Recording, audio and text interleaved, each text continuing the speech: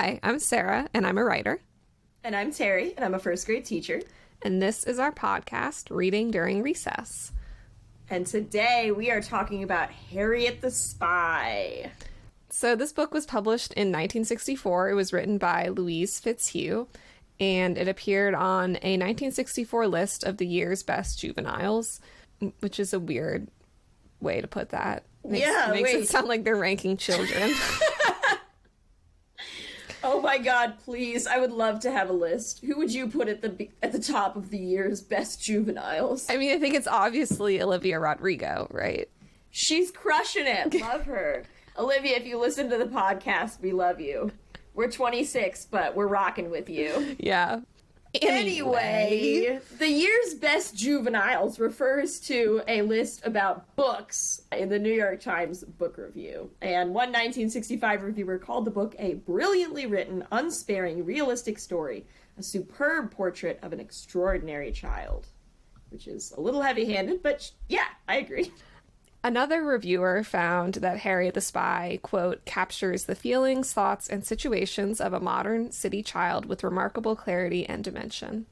So some reviewers really liked it. However, at least one reviewer in 1965 said that the book, quote, dealt with disagreeable people and situations, which is true. Well, yeah, I guess. I mean, other books also. And is that the criteria for what makes a book lousy? I feel like Being Alive is primarily just navigating disagreeable people and situations. So the book initially received really positive reviews when it was first published, but Book Week in 1965 questioned the, quote, lack of warmth or kindliness in any of the characters. And after this review, the book became a subject of widespread criticism. And there are really three main critiques. That, one, the characters were unpleasant. Two, readers might copy Harriet. And three, old Golly's advice was immoral. Yeah, so all of those critiques will make more sense once we explain the summary of the book, because it's probably been a while since you guys have read this book.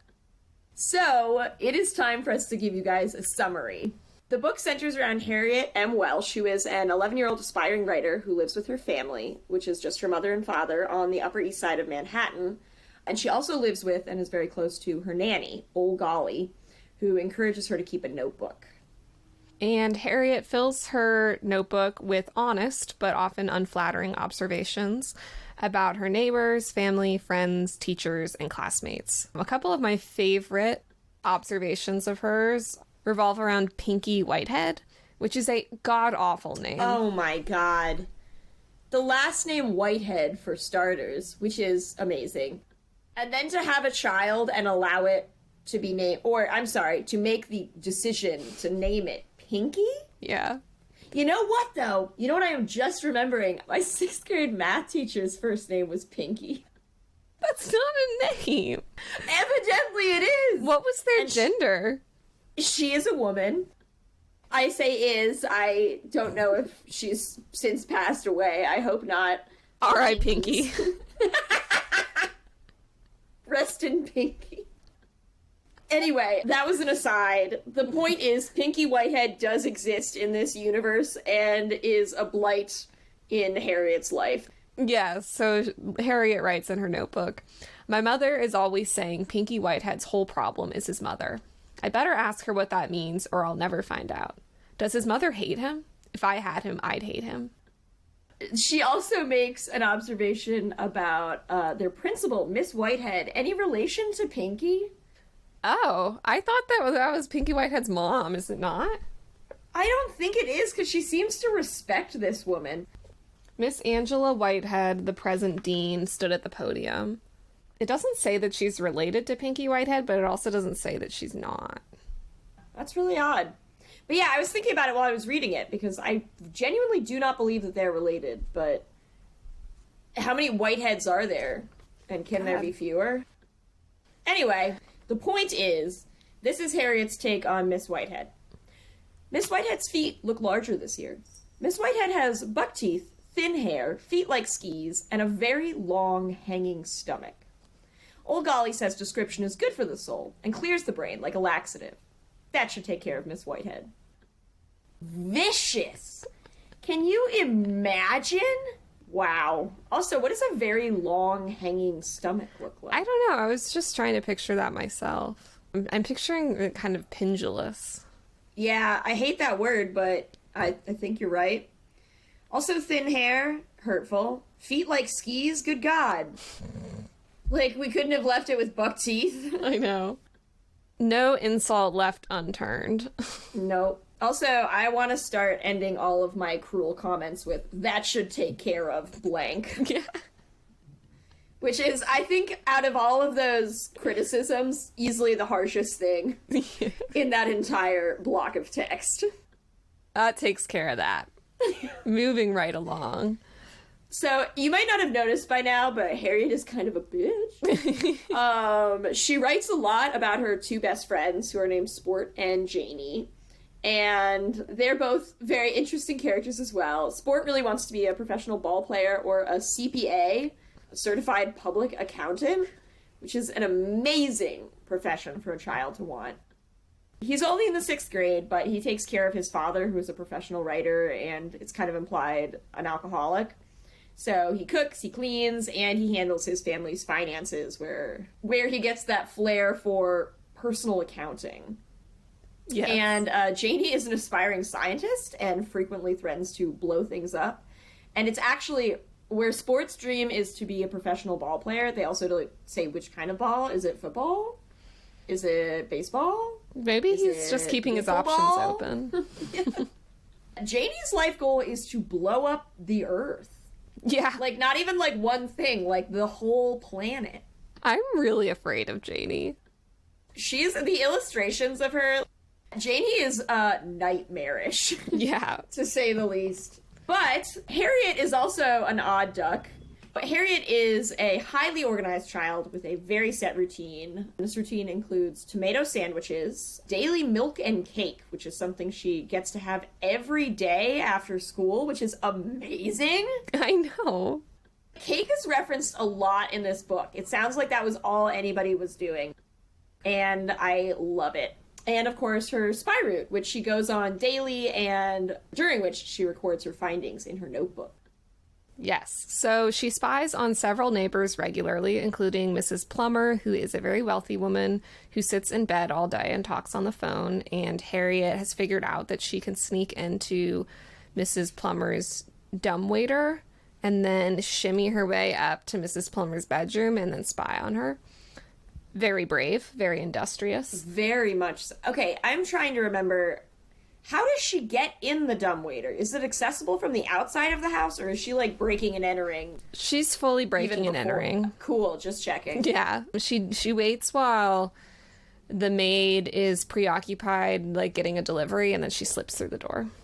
She also spies on the DeSantis' grocery store, who are a family who own a grocery store, and she also spies on the Robinsons, who are a boring married couple who really don't talk to each other and only care about purchasing new possessions for their home. I was deeply pained to see a bit of myself in the Robinsons. They're, like, sitting around waiting for a package at one point, and I, like, flashed back to me in all of 2020 being like, is it here? Is the package that will fix me here? A very painful realization to come to terms with. One other person that she spies on a lot in her neighborhood is Harrison Withers, who is a very old man who has 20 plus cats that he is constantly trying to hide from the health department. I love him. He has the best possible rule for determining whether or not to open your door to someone, which is that if they are wearing a hat, they should not be let in because they are probably with the government. Yeah. So that's how he keeps the health department from taking his cats. Yeah, Harriet spies on Harrison by climbing onto his roof and looking through his skylight. So that is very invasive. Somehow to me that feels worse than the dumbwaiter. But anyway, so Harriet has this routine, which is a huge part of her life, and it gets tremendously upended when her nanny, old Golly, who is like the only person who really seems to understand her and speak to her on her level, old Golly accepts a marriage proposal from a bald man. It's not relevant that he's bald, but he is. And she leaves the Welsh family. And this is a huge problem since Harriet's parents, as I said, really don't know her at all. Harriet says a little while after old Golly has left, I do the same things alone as when old Golly was here. The bath feels hot, the bed feels soft, but I feel like there's a funny little hole in me that wasn't there before, like a splinter in your finger, but this is somewhere above my stomach. Yeah, it's just sad. It is. And the scene where old Golly leaves is, like, also very painful. There's, like, a big confrontation between her and Harriet's parents, and her parents actually fire her, and then old Golly was like, that's okay. I was leaving anyway. I just got a marriage proposal. Harriet's old enough to take care of herself. And then Harriet's mom was like, oh my god, what would we do without you? Like, you can't go. And there's just a lot of tension in the scene. It's obvious that Harriet's parents are, like, a little nervous at the idea of being left alone with their child, who is undeniably weird. And that's actually the last we see of old Golly. And then things go from bad to worse. Yeah.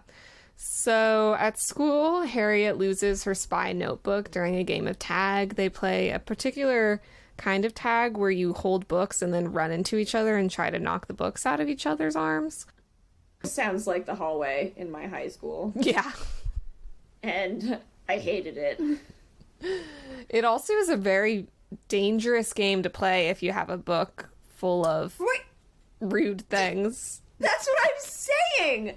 I'm sorry, I have to lean back from my mic. It is insane that Harriet allowed this game. This girl doesn't have the sense God gave Keys. You know that you have this notebook, and you're gonna let your best friends club it out of your hands? But yeah, and that is exactly what happens. Her books get knocked out of her hands. She neglects to pick up her notebook and, like, kind of runs further away. She gets some of her books, but she doesn't get that one. And then she realizes that she's missing her notebook and, of course, immediately goes ballistic because she knows. She knows that this could be headed downhill, and it is. Her classmates find it, and when she arrives at the scene, they're reading it out loud. In fact, Janie is reading it to the rest of them, and they are horrified by her observations about them, which are brutally honest, and beyond that are just actively cruel. Honesty is one thing, these are just vicious. For example, one of the ones that I don't even think is that bad, and it's not good, is that Sport is like a little old woman, because he's always worrying about his father, and this deeply hurts Sport's feelings. Many things about people being ugly and deserving to be kicked. Personal favorite, if Marion Hawthorne doesn't watch out, she's going to grow up into a Lady Hitler. Yeah, what does that mean? I don't know. That's what I'm saying. I don't even think that's a brutally honest description. I think that's just not nice. Yeah. And, like, the comments about Sport, I would say you can be rude about Janie, but be rude at your own risk because this girl could kill you.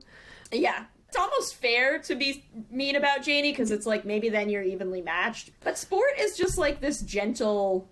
He's so little sweet. Boy. And he, like... He is. And to me, I don't know, it felt particularly cruel because, like, his home life is so tough that to be like, oh, he reminds you of a little old woman, like, worrying around all the time. It's like, yeah, because he's trying to take care of his dad and he's 11.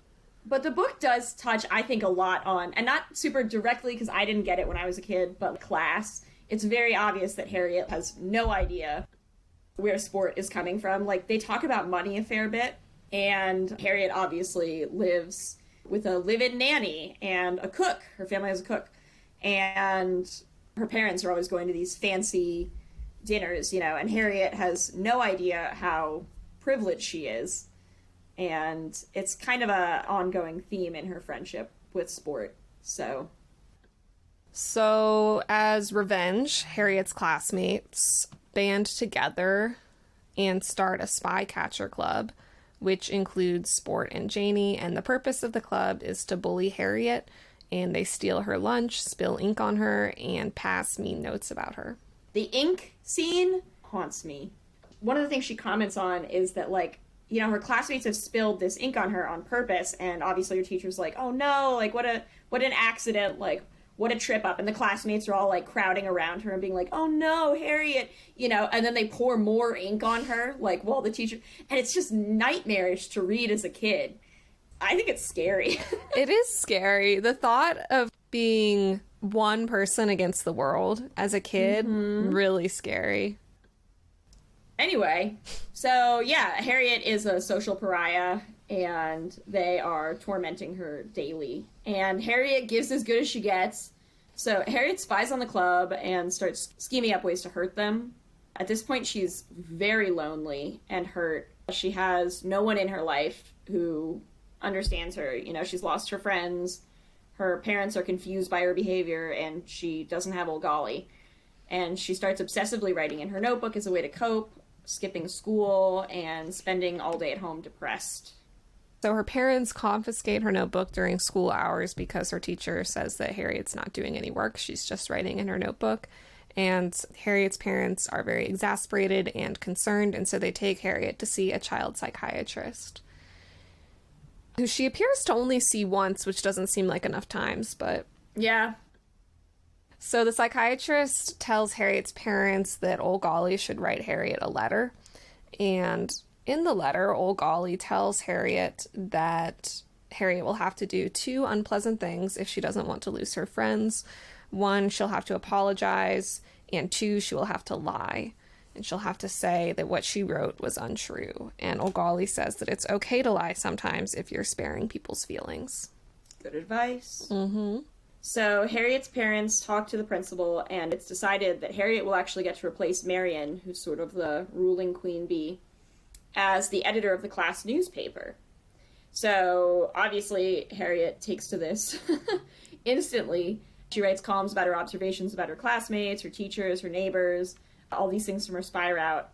And her columns stay pretty unkind, but the paper is a huge success.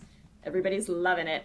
And she does also begin to issue retractions. She does a big retraction in the newspaper saying that what she wrote in her spy notebook, very indirectly, it's not an apology, No. to be clear. She at no point, implicates herself. She just says, the paper would like to issue a retraction for things that were said that may or may not have been said, that may or may not be untrue, and basically takes back what she said about her classmates. And this helps repair her friendship with Sport and Janie. And at the end of the book, Harriet writes in her notebook, "Now that things are back to normal, I can get some real work done." Harriet, you are scary. She's not sorry. That much is clear No. at the end of the book. And we'll talk more about what makes Harriet's character so interesting. But Yeah, it is interesting. It's funny that the principal's solution to what's really a bullying problem is well, let's give one of these bullies a more formalized platform and see how it goes. I'm sorry, I'm yelling again, but I have to find one of the things she says in her column about her teacher, because I am amazed that she was A, given this position, and B, allowed to keep it for any... Here it is. "Miss Elson was trailed home from school the other day, and it turns out she lives in a real rat hole of an apartment. Maybe the school doesn't pay her enough money to live in a good place. There will be a sizzling editorial on this next week." What? Hello? A real rat hole? Also, Yeah. I love the passive voice there. Can you read the first sentence again? "Miss Elson was trailed home from school the other day." The- By whom?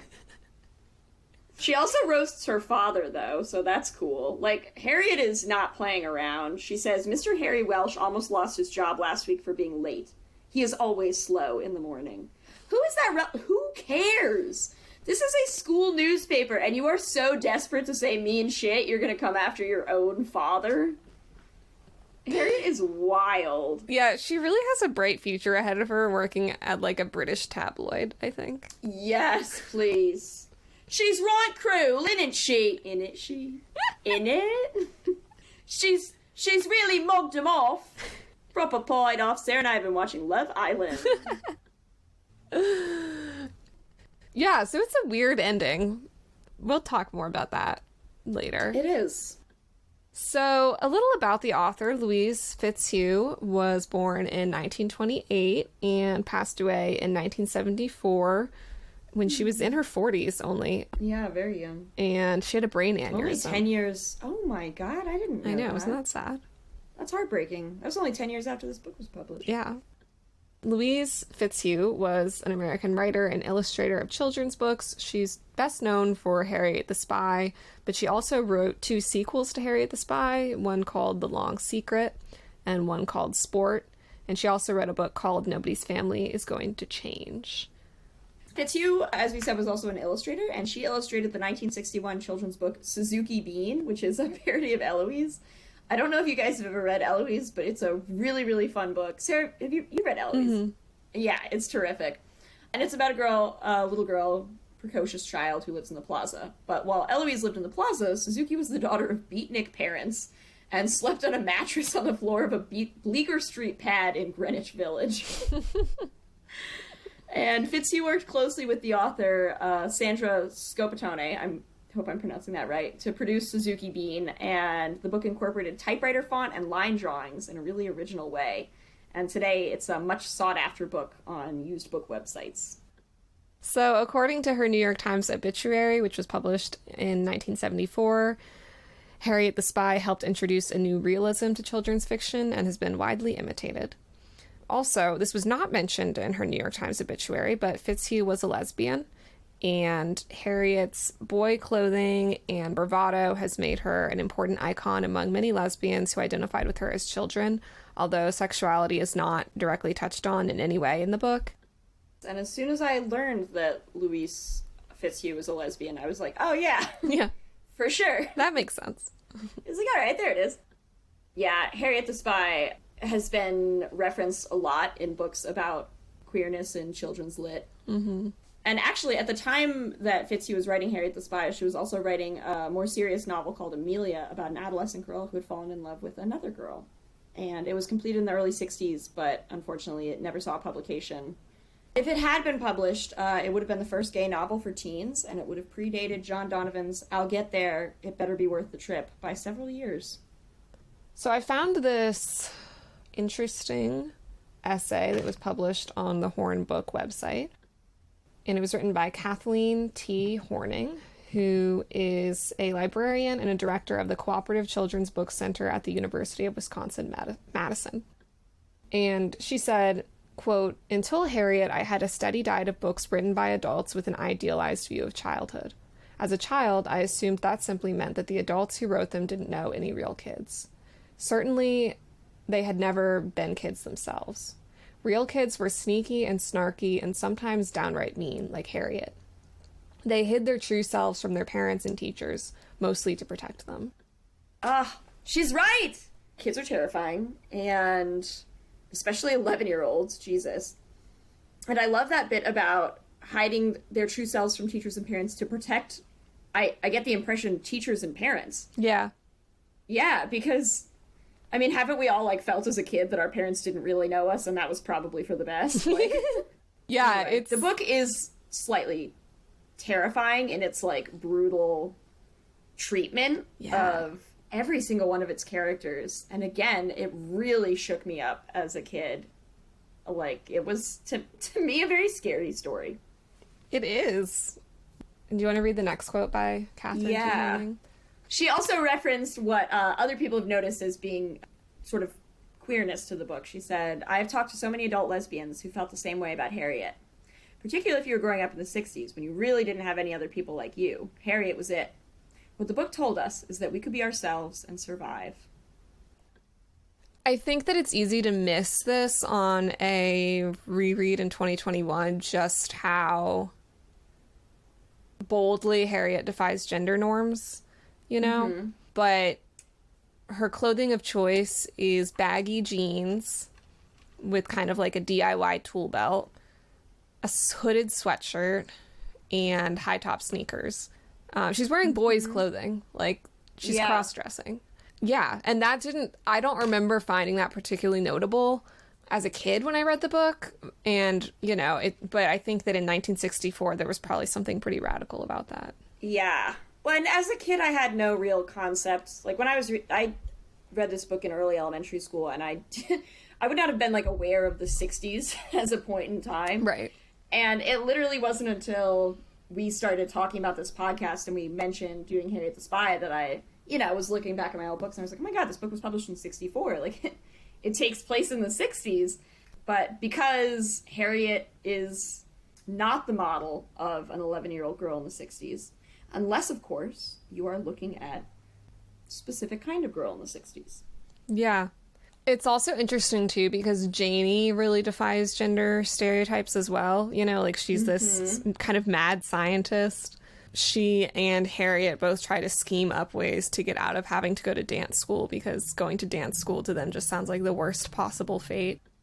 In both cases, they're like these little girls who are terrifying their parents. Yeah, yep.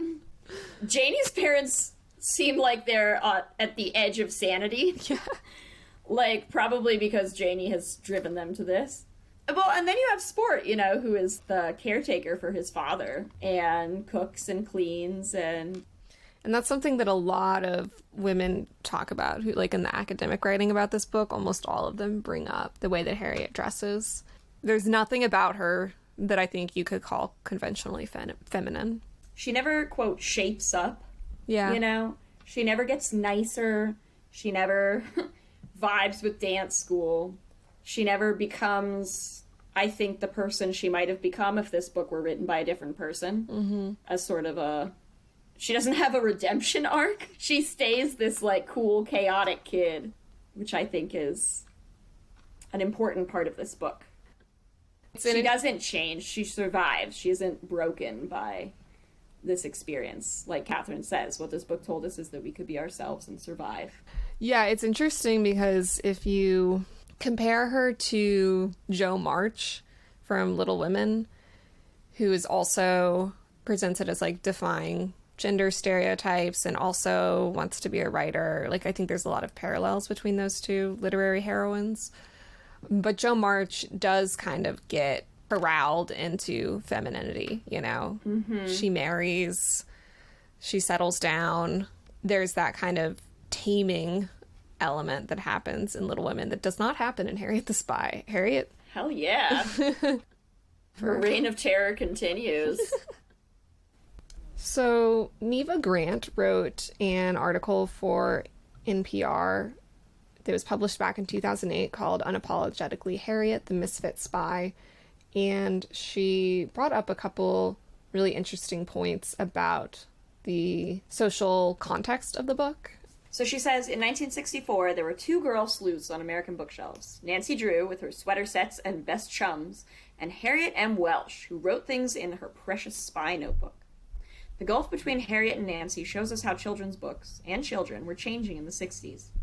Nancy's polite, poised as a ballerina, and ever eager to please. Harriet, meanwhile, was brash and disheveled, without even a hairband to keep her floppy bangs in place. And she's full of herself. Which she is.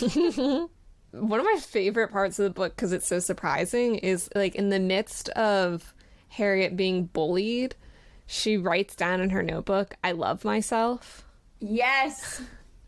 Yes, I love that part.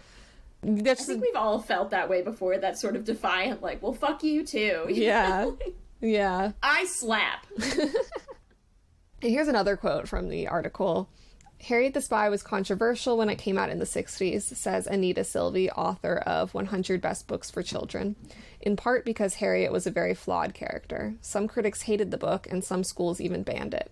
Harriet saw too much, said too much. She even threw temper tantrums and had to visit a psychiatrist. But Silvey says that that's all part of Harriet's charm. When you read it from the point of view of a child, you see immediately that Harriet is just pretty exciting, says Silvey. She's a young woman with a really great sense of herself. She even says, "I love myself." And then she goes on to say, Harriet gives us permission to not be one of those bridge players sitting around the table acting like your mom. That's a pretty powerful message to deliver in any decade, says Silvey. So, yeah, there's like a real, Harriet does a lot of mocking of kind of traditional femininity as well. Her mom busies herself with a lot of things that don't really seem to matter to Harriet, like bridge playing. And Harriet feels very important about what she views as her quote-unquote work, which is her spy route. You know, importantly, she bristles when it's referred to as play, because to her it's not play, it's work. And man, she is a enduring force. Apparently in the 60s and 70s, young girls started forming Harriet the Spy clubs and would spy on their parents. Good for them. Awesome. Yeah. I want to know what they learned. I need to ask my mom about that, because this is one of my mom's favorite books from childhood. Is it? Yeah. I didn't know that. Yeah. Anyway, I feel like that... I mean, I don't know if it can all be accredited to Harriet the Spy, but, you know, my brother and I were very into spying. I think children in general were really big on this craze at some point, like in their childhood. And I feel like at least some of that has to trace down to Harriet, you know? Yeah, definitely. I found her life to be very exciting. And if I weren't so darn afraid of getting in trouble, I would have copied her a lot more. My brother and I owned we were obsessed with spying. It was like all we did. We owned a like kit, and I really want to find the name of like the company who produced it, because I wonder if they still make anything like that. But it had like all these spy books and stuff, and it also included edible paper. Edible paper? Edible paper, so that you would, you know, and any paper is edible if you don't care. So that might have been a waste of money. But so, you know, we would write each other notes and then eat them. And everything was great until we brought it to our friend Lucas's house. I love Lucas. Lucas, if you're listening, I adore you. And his little sister ate all of it. Ew. Oh, man. What did it taste like? Bad.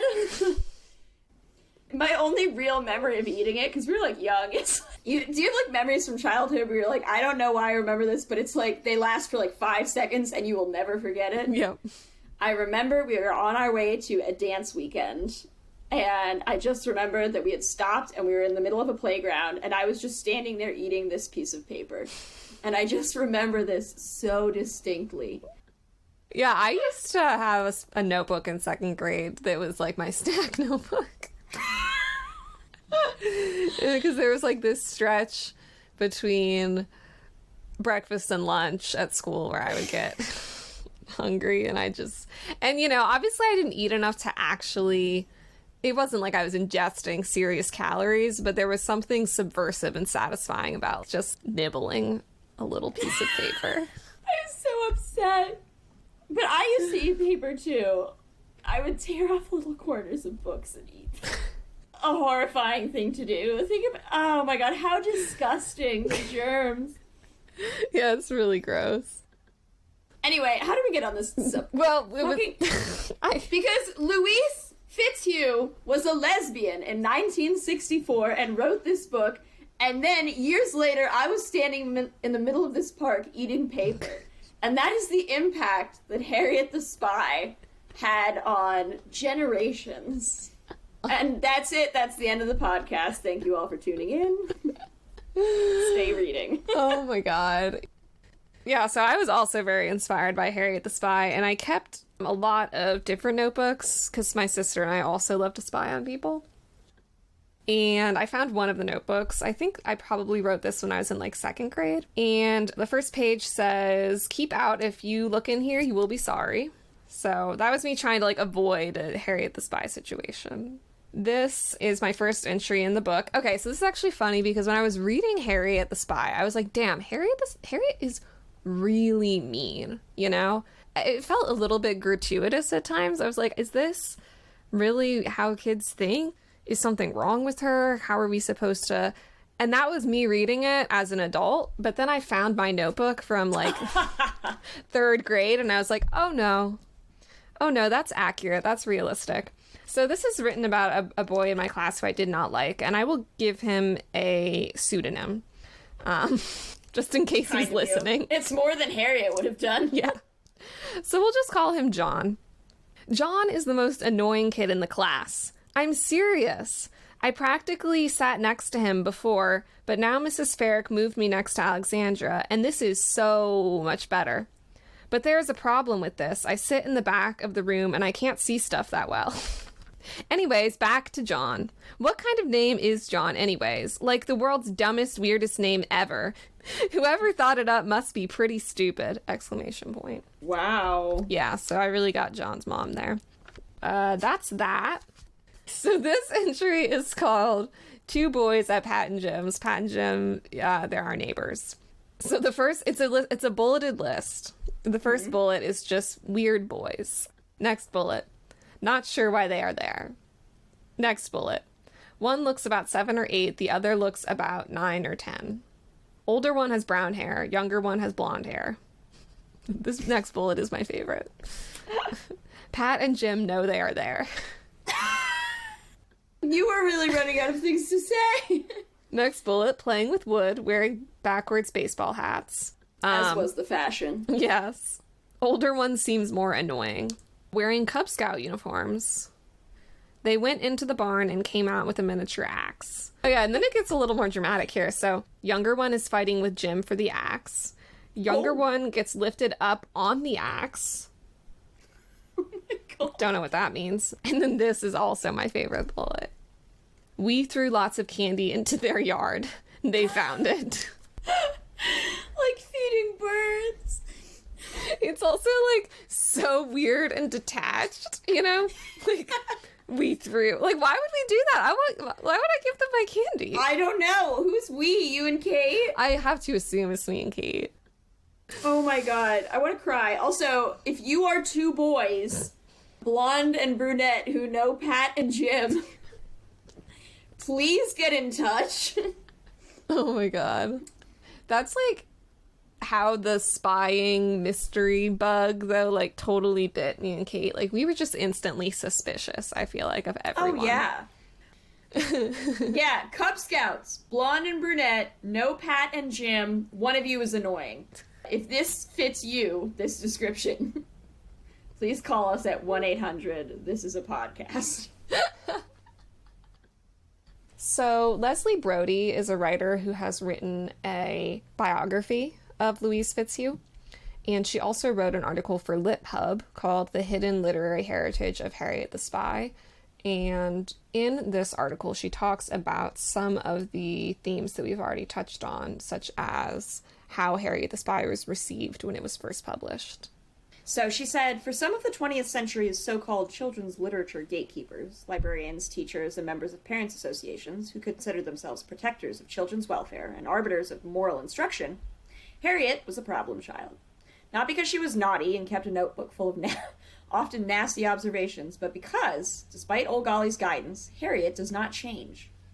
To this portion of the reading public, she was insufficiently contrite, never really chastened, and stayed mean. She does not, in the words of the McCarthy-era HUAC witch hunters, many of them still active as Louise was writing her book, recant. Harriet thrives in the last chapter, intellectually engaged, fully capable of making friends and of being one. It was particularly irksome to the gatekeepers of yore that old Golly, an adult who should know better, encourages Harriet to get herself out of a jam by lying. Yeah. I want to find old Golly's letter because I think it's really funny. Old Golly says, naturally you put down the truth in your notebooks. What would be the point if you didn't? And naturally those notebooks should not be read by anyone else, but if they are, then, Harriet, you are going to have to do 2 things and you aren't going to like either one of them. 1, you have to apologize. 2, you have to lie. Otherwise, you are going to lose a friend. Little lies that make people feel better are not bad, like thanking someone for a meal they made, even if you hated it. Or telling a sick person they look better when they don't. Or someone with a hideous new hat that it's lovely. Remember that writing is to put love in the world, not to use against your friends. But to yourself, you must always tell the truth. And then this next paragraph, which is super weird and amazing, she says, another thing. If you're missing me, I want you to know I'm not missing you. Gone is gone. I never miss anything or anyone because it all becomes a lovely memory. I guard my memories and love them, but I don't get in them and lie down. You can even make stories from yours, but remember, they don't come back. Just think how awful it would be if they did. You don't need me now. You're 11 years old, which is old enough to get busy at growing up to be the person you want to be. No more nonsense, old Golly Waldenstein. Amazing. That's that. Another thing, if you're missing me, I want you to know I'm not missing you. Incredible. I'm writing notes for my kids over the summer. What if I just wrote that in all of them? It would be a lie. I am going to miss them. I do lie down in my memories. Yeah. Which is why I am not nearly as well adjusted as old Golly. I found that line to be very profound about having memories but not getting inside them and lying down. Much to think about. That one personally attacked me. Yeah. Old Golly and I would not get along, I don't think. I am much too sensitive. Harriet is one of the few people who I think would really thrive under old Golly. Yeah. She's a tough nut. So yeah, it's very interesting because one of the things that surprised me about the book was how little moralizing there is in the book. Mm-hmm. It's like really pretty astonishing. I remembered vaguely the plot, and I expected the plot to be something along the lines of Harriet writes mean things in her notebook, her friends find the notebook, Harriet realizes she's screwed up, she sincerely apologizes, and learns a lesson about what you should and shouldn't say about other people. And that is not what happens in this book. Nah. What the lesson is that you should say mean things and publish them. Yep. Because voyeurism sells. Yes. She's unapologetically herself, and she is mean. That's what surprised me, too, is that she's meaner than I remembered. Mm-hmm. I guess because, like you said, as a kid, I was like, yeah, kids are like this. But as an adult, I was like, oh God, kids are like this. I was thinking about this today because I think I'm the nicest that I ever have been at this age in my life. Me too. Time has really softened me. Kids are very mean and very judgmental. Like, I was going through some of my old notebooks and diaries from elementary school, and I hated people in my class. Yeah. You know, I'm sorry, I'm having like a flashback. I also used to have a notebook. It was a Lemony Snicket style notebook. Like, it had an illustration of Count Olaf on the cover. And I drew a picture on the inside of me making this, like, as Count Olaf, like, holding a pen. I was, like, clearly trying to write like him. I was like, I shall not use this diary as a place for, like, random quibblings, but will instead use it to keep track of those who something about hating people. Like, it was so weird. My God. I mean, kids are incredibly judgmental. I think that we have this impression of them that they're, like, unsullied by the cruelty of the world, but I don't think so. They have to learn empathy. And kids pick that up at various ages. And we've all met adults who let us know that some people never learn empathy. But, you know, kids, for a large chunk of their lives, are too self-centered to fully grasp other people's feelings. For some kids, that's just up through age 4. And for some kids, it's well past 11. Yeah. Well, I think what makes the book scary is that, like, we all know that we have private thoughts, and thank God no one else can hear them, you know? Mm-hmm. And so the invasiveness of having those private thoughts shared with other people and then being judged based on them is just, like, pretty terrifying. Yeah. Of course, Harriet isn't totally innocent in this because she did decide to write all of them down and then play a game where someone knocked the book out of her hands, so. Anyway, moving on. Yeah. Let's talk about some of our favorite moments in the book. I'm going to take us to a sweet one first. Yeah. On page 76. Because this part, when I read it, I kind of had to put it down for a moment because I know this feeling so well. And Harriet is, like, a really well-written kid, and she thinks the way I think a lot of kids do at times. She's watching Janie do something. And it says, Harriet sat looking around her for a while, at Janie's back bent attentively over her work, at the sunlight coming in the window. The late afternoon sun, which looked sad and pleasant at the same time, and which reminded her abruptly of New Year's Day last year. There hadn't been anything important about that day. She just happened to look at the sun in the same way. I thought that part was so real. A very human moment. I get that feeling all the time. All people do. And it was nice to see it referenced by this incredibly strange child. And I think that kind of gets to what people talked about when they talked about the realism of the book, that it was kind of unusual in its realism, and I would say also in its literariness, because similar to, like, a literary novel for adults, there is superfluous information that does nothing except build atmosphere and characterization. All of the details about the people that she spies on, I don't know, I could see this book getting chopped in half by an editor. Speeding up certain aspects of it, because there's a long portion of the book where like nothing important really happens. We don't have any major conflicts introduced, but it's all setting up the scene and the atmosphere and letting us get to know Harriet's character. The first quarter of the book, at least, there's not really any major conflict. It's just a lot of like scene setting, characterization. We get to know Harriet's routine. And that's really important because it gives us something to compare the nightmarish conflict to later. You know, that we see that there was this kind of fall from grace for Harriet. But I could totally see a less forgiving editor cutting a lot of the excess description and characters. Like, do we really need two best friends like Janie and Sport? Should we just have one? But I'm really glad that it was all left in, because it is kind of a remarkably sophisticated story. It is. On the other subject of very human, very kid-like lines, on page 216, one of the things she writes in her notebook that I like remembered for a long time after I first read it. This is like in the height of the bullying, and she writes in very tiny letters, "Whatever happens, don't let me cry." And I remember that feeling so well and really resonated with me. Just don't show weakness. Yeah. It's also a very funny book. Yes, it is. One of my favorite moments is when the Robinsons, who, as we mentioned earlier, are the couple who don't really do anything except purchase things and then wait for them to arrive. They got a statue, like an artistic statue, and the narrator says, "And there indeed was the strangest thing Harriet had ever seen. It was an enormous, perhaps 6 feet high, wooden sculpture of a fat, petulant, rather unattractive baby. The baby wore a baby cap, huge white dress, and baby booties. The head was completely round and carved out of butcher's block so that it resembled a beautifully grained newel post with a face carved in it. The baby sat on its diapered bottom, feet straight out ahead, and fat arms curving into fatter hands, which held, surprisingly, a tiny mother." I want to see this statue so bad.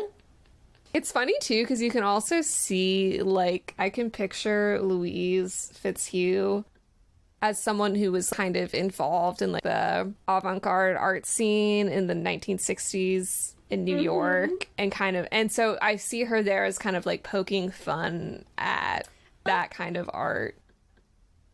I think it's so hilarious, this scene where, and this is what leads up to old Golly being fired, is that, before she quits, her boyfriend, the man who she marries, comes by and has dinner with her and Harriet while Harriet's parents are out, and then offers to take them to the movie.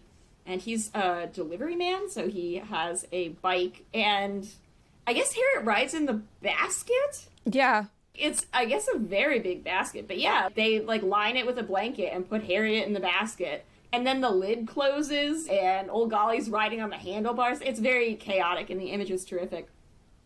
Harriet could hear all the traffic noises, and old Golly and Mr. Waldenstein's conversations as they yelled to be heard over the noise.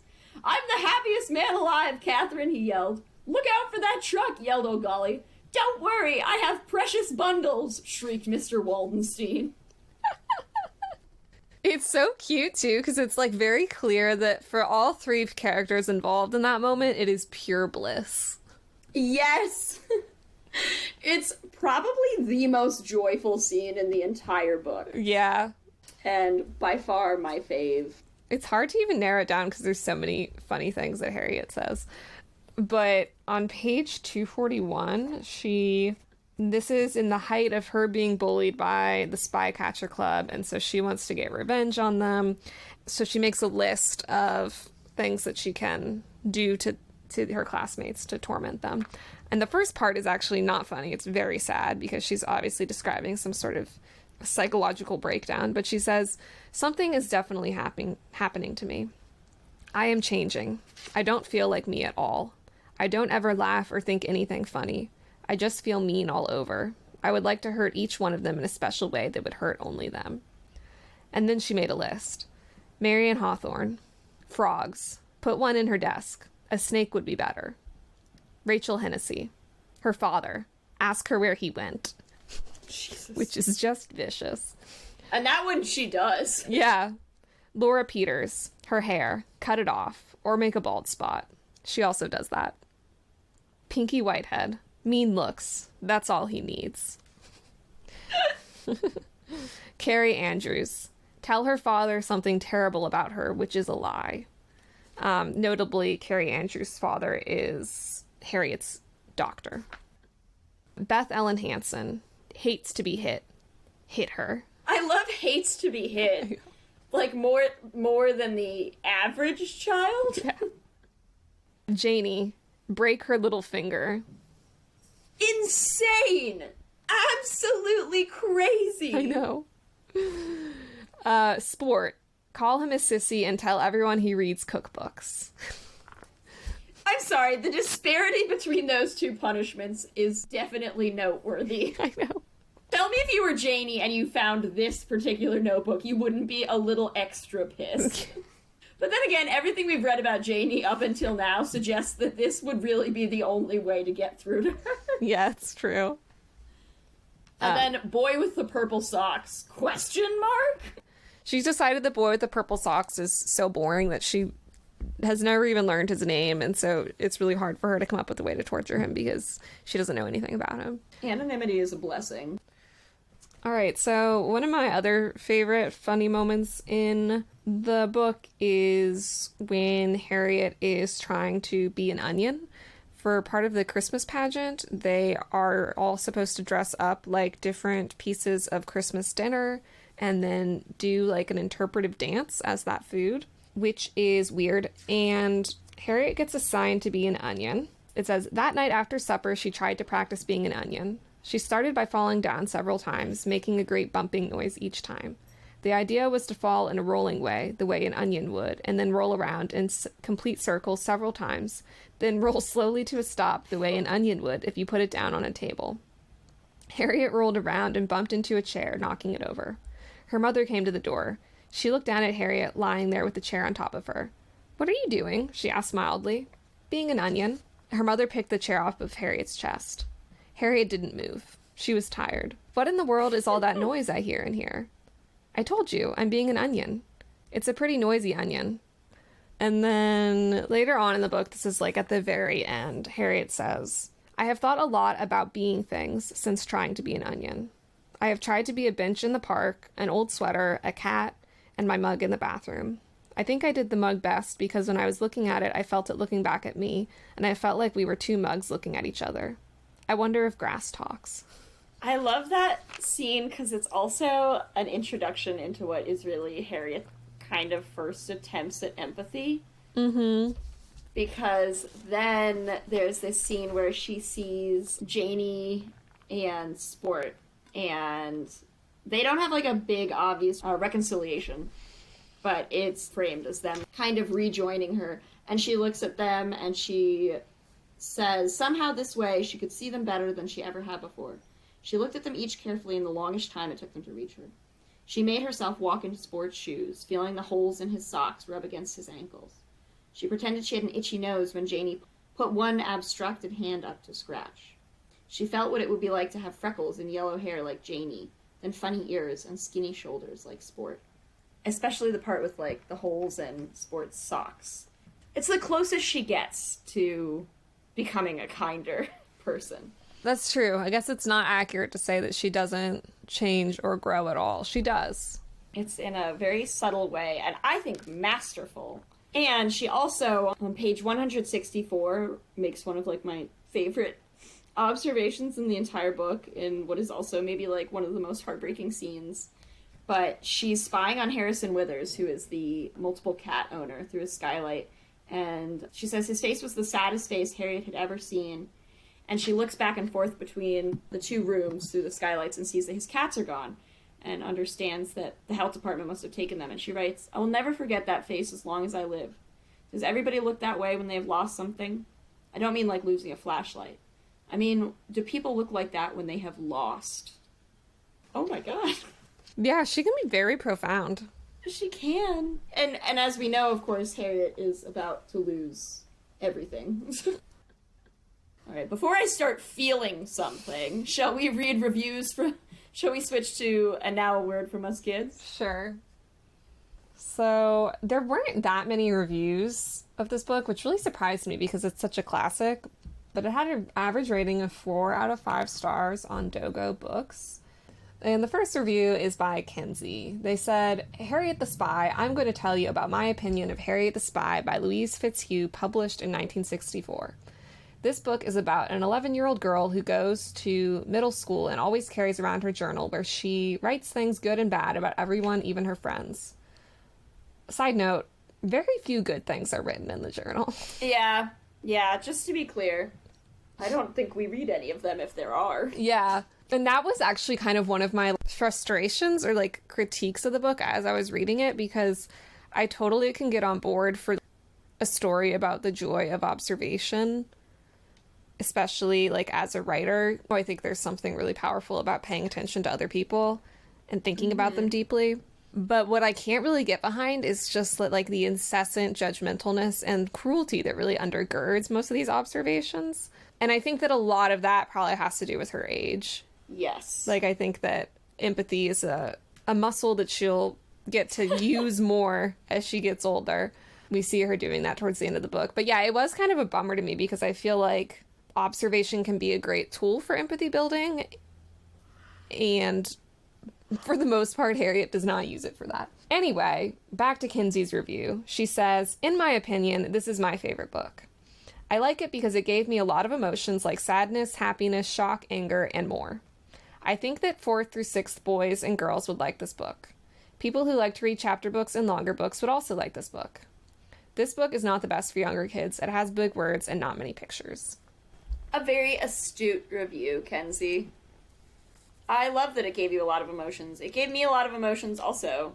LeBron James, no idea if it's the real one. It should be noted, I'm sorry, the full title is LeBron James 1, so could be. Could be. Says, LeBron, if you're listening, we'd love to have you on the podcast. Says, I really enjoy this book. Harriet the Spy is a brilliant classic that everyone should read. This is so much better if I imagine it's actually LeBron James. It talks about Harriet and her friend's sport. Harriet always says that you will only remember things if you write them down. So Harriet goes around spying on other people, learning their stories. Sport, of course, doesn't care. He just wants to be a ball player. You definitely should read this book. I recommend it highly. 4 stars. I think it really overplays the importance of sport in this novel. Yeah. They're not a duo. No, but, you know, it makes sense if it's LeBron James writing it that he would be interested in the character who wants to be a professional athlete. He really saw himself in sport. It definitely also leaves out, like, I feel like the whole crux of this review is that the focus is really on Harriet and sports friendship and leaves out the big problem with that. Anyway, LeBron James, I'm really glad you enjoyed the book. We would love to have you on the show. It's an honor, sir. The next review and final review is by Candy Express. They wrote, Harriet the Spy was pretty good. It's got a couple of problems that Harriet has to deal with, like her nurse, old Golly, who leaves with this man because they love each other. Life and everything is difficult, and Harriet realizes that there's no reason to mourn. And that old Golly would appreciate Harriet to move on and to stop crying. Harriet also has a notebook where keeps her observations in. Soon her friends get their hands on it and they turn against her. But Harriet learns more about how life doesn't always take the turns you want them to, and that there's always a solution if you try hard enough. 4 stars. 4 stars. There I can see the kids' like instinct to want to make a lesson out of the book. Yeah, a moral out of the book that's honestly really not there, because Harriet doesn't try hard to solve this problem. No, she does nothing. All she does is throw shoes at her parents and scream. The main moral of this novel is, like, go to therapy. Yeah. You know? It's good for you. If you can. You know, some kids want a happy ending. Love the take, life and everything is difficult. Yeah. I want to get that printed in, like, that loopy script that's on Everything I Hate, you know, on, like, a mug. Life and everything. But I would appreciate you to move on and to stop crying. So I think now's as good a time as any to transition into That Aged Poorly, which is our segment where we comment on the things in the book that aged poorly. Mm-hmm. So this book was obviously written a long time ago, and you can tell in certain parts of the book there's a lot of fixation on people's weight, particularly on, like, noting when people are fat or ugly. And especially, I don't know if you felt this way, Terry, but the opening of the book is kind of shocking, actually. Yeah, are you old Golly's mother? Yeah, so the beginning of the book opens with old Golly coming to Harriet in sport and saying, basically, it's presented as, like, Harriet has this very, like, privileged, sequestered life, which she does on, like, the Upper East Side, and old Golly is like, I need to show you how other people live. And then what old Golly does is take Harriet to old Golly's mother's house. And are we supposed to understand that she lives in a home of some kind? She clearly lives on someone else's property. Yeah, it's unclear. I wasn't sure if it's because she rents a room because she's poor. Mm-hmm. Or if she's, like, live-in help. I don't know. It was a really weird situation. But yeah, so Harriet is, like, automatically extremely judgmental of old Golly's mother because she's old and confused and fat. Old Golly was leading them in, all of them squeezing past that mountain of a stomach because the fat lady stood rather stupidly in the doorway. And then old Golly just, like, roasts her mom while her mom is in the room. Within an inch of her life. Old Golly says, "Behold, Harriet, a woman who never had any interest in anyone else, nor in any book, nor in any school, nor in any way of life, but has lived her whole life in this room, eating and sleeping and waiting to die." She says that about her mom right in front of her. And it's implied that her mother doesn't really understand what she's saying, but that makes it worse. Yeah, I was like, are we meant to understand that her mother is, like, intellectually disabled or something? Like, I don't... And then it's just never talked about again. I'm like, was that scene really necessary? Exactly, like you said, it's never talked about again, so why are we doing this? It's just, like, an opportunity for Harriet to ride the subway, which we get the impression she doesn't do very much, and then just voyeuristically gawk at poor people, and then go home and eat cake. Good God.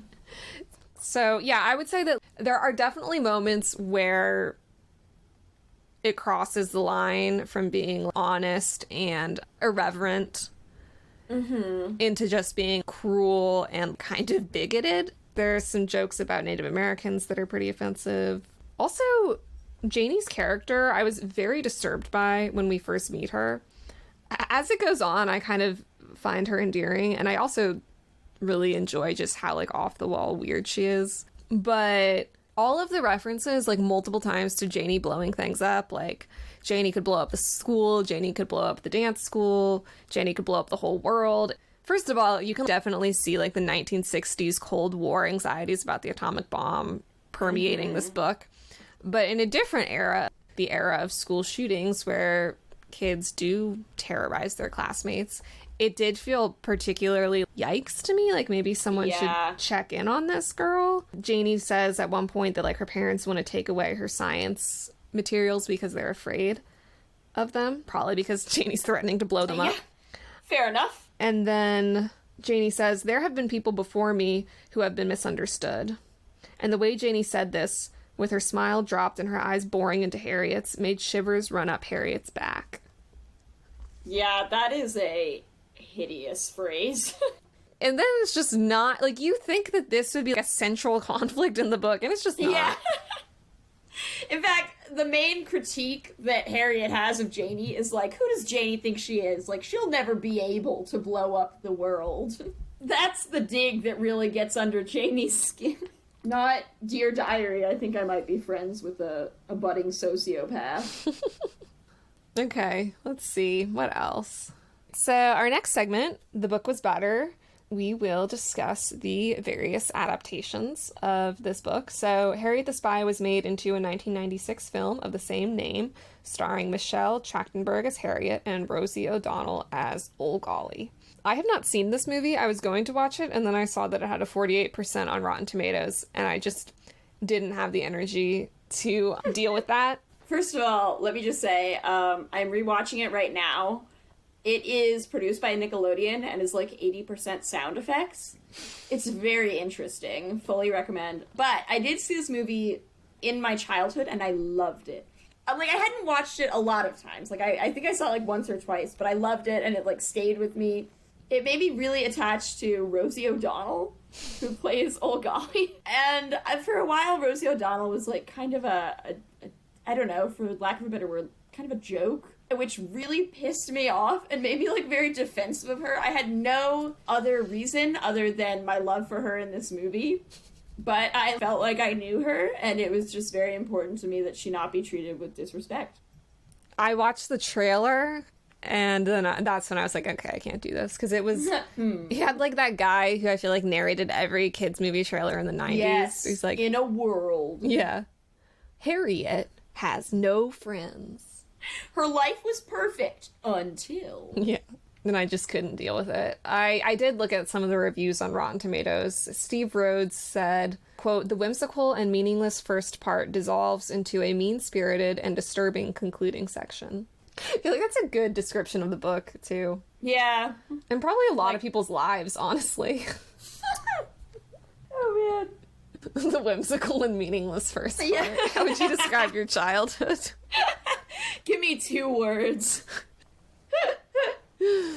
Oh, man. Mean-spirited and disturbing concluding section, i.e. my late 20s.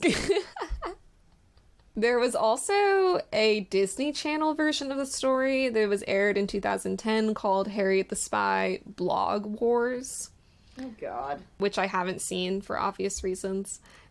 And in August 2020, it was announced that Apple TV was going to make a animated television adaptation of the novels, starring Beanie Feldstein as Harriet and Jane Lynch as Old Golly. And I hope that it's in the illustration style of the book, of the art of the book, because I think that would be really cute. I also need it to take place in the 60s. I'm tired of them modernizing things. I want to see Mad Men era clothing. Me too. Oh wait, can we add just a few more quotes I thought were funny? Oh yeah. I love this quote on page 281 of Harriet's classmates. "They are just rats. Half of them don't even have a profession." Because again, Harriet sees her spying as a job. And that is correct. And so she's like, all of these rats, all they do is play bridge. They don't even have a profession. She also tells us this amazing daily routine that her class has. Miss Elson came into the room and they all stood up and said, "Good morning, Miss Elson." Miss Elson bowed and said, "Good morning, children." Then they all sat down and punched each other. Oh my god, amazing. I love this book. So now I think we should wrap it up by talking about some lessons that we've learned from Harriet the Spy, anything we can apply to our real lives. So in Everything I Need to Know, I Learned in a Children's Book, Dr. Perry Class, who teaches pediatrics and journalism at NYU, points out what it is about Harriet the Spy that makes it so good. And he says, quote, "The most important lesson of Harriet the Spy is a message about the intoxicating and addictive joys of observation, of looking at the people across from you on the bus, or sitting next to you at the coffee shop counter, or ahead of you in line, and noting down the details of appearance and clothing and gesture, of listening in on their conversations, of course, of trying to figure out their family dynamics and their backstory."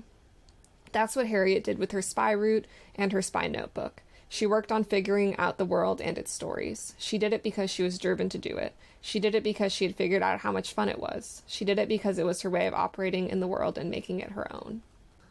Which I think is a lovely and very generous interpretation of what Harriet is doing. Yeah. Of Harriet's bullying behavior. Yeah.